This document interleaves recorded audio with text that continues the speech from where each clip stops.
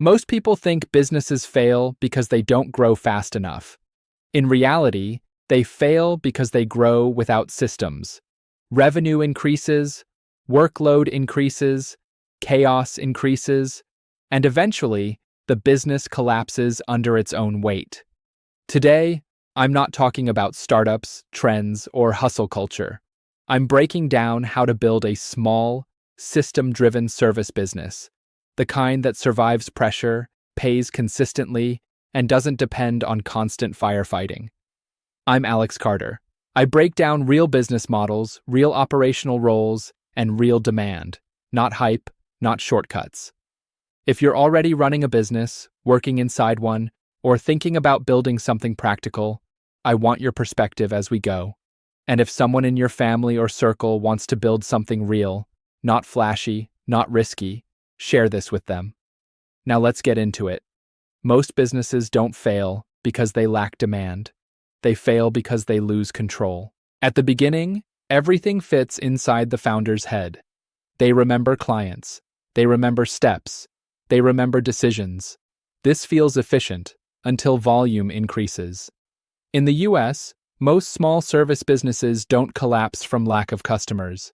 They collapse from overload. Emails pile up, tasks repeat, mistakes increase, delivery slows down, and suddenly, the business that looked successful becomes fragile. Here's the uncomfortable truth. Small businesses with systems outperform fast-growing businesses without them. Why? Because systems create control. A system-driven business knows exactly what work is done, how it's done, who does it, and when it's complete. A business without systems relies on memory, urgency, and effort. That works temporarily, but it doesn't last. That's why many US service businesses collapse right after their first growth phase. They add clients before structure. They hire before clarity. They promise speed without repeatability. Revenue grows, but profit stalls. Not because pricing is wrong, because chaos eats margins. A system-driven business avoids this trap by doing something different. It builds repeatability first. The same work, delivered the same way, with predictable effort. That's why small, systemized businesses often earn more net income than larger, chaotic ones. They don't win by volume, they win by stability. And stability is what allows growth when the business is ready. At this point, most people ask the wrong question. They ask, what business should I start? A system-driven approach asks something else. What problem keeps repeating for businesses? Because repeatable problems are the foundation of system-driven services. In US small businesses, the same issues show up again and again. Work explained verbally, tasks done differently by each person, owners acting as bottlenecks, quality depending on mood, not process. These problems don't disappear with growth, they get worse.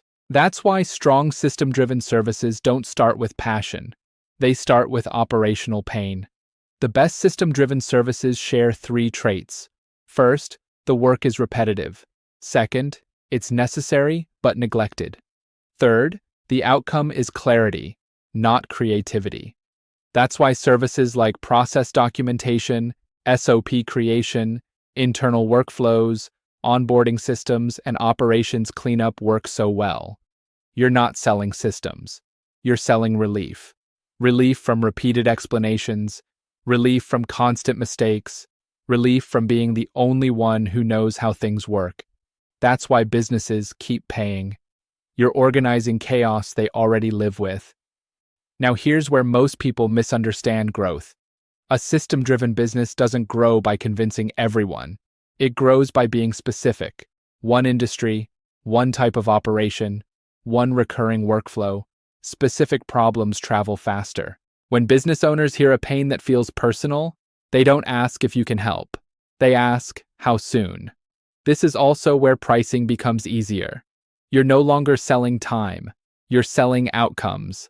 Faster onboarding, fewer errors, less owner involvement, predictable delivery.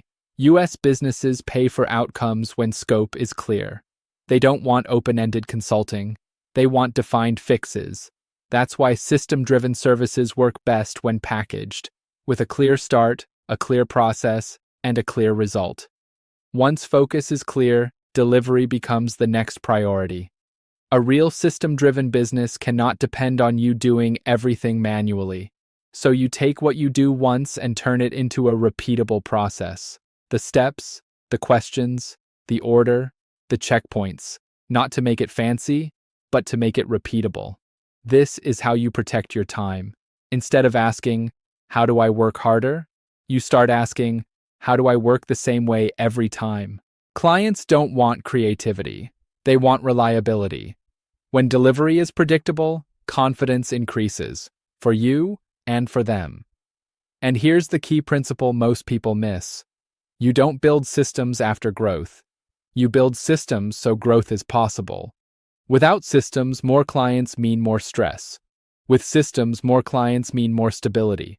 That's the difference between a job and a business. Client acquisition in system-driven businesses is quiet and targeted. You're not selling dreams. You're presenting structure. Your outreach explains clearly what problem you solve, what you deliver, how long it takes, what it costs. Clarity is the offer. One paying client validates the system. The next refines it. The third creates momentum. No hype, no big launches, just steady improvement. Scaling comes later, and it looks boring. That's a good sign. Because boring means predictable. Predictable means controllable. And controllable means scalable. Real systems work even when you step away. If something breaks without you, it wasn't a system. It was a habit. System-driven businesses don't collapse under growth. They absorb it. Eventually, the business reaches stability, not chasing growth, not expanding constantly, but protecting what already works. You simplify instead of adding complexity. You standardize instead of customizing everything. You say no more often. And that's where leverage appears. You gain control over time, over quality, over income. This is where a business stops being fragile. And finally, ownership thinking takes over. The business no longer depends on you. It depends on documented processes. That creates options. Low-stress income, careful expansion, licensing systems, or even selling the business later. System-driven businesses are built around process, not personality. That's why they last. This model isn't loud, it isn't flashy, but it works. If you've ever felt exhausted by hustle culture, if you've ever wanted income without chaos, if you've ever thought there has to be a smarter way, this is it. Now I want your honest take. Does this kind of business feel too slow? Or does it feel like the first thing that actually makes sense? Drop your perspective in the comments, because this channel isn't about noise. It's about building things that last. And in the next video, I'll break down one specific system-driven service, who already pays for it in the US, and how it works step by step, one system at a time.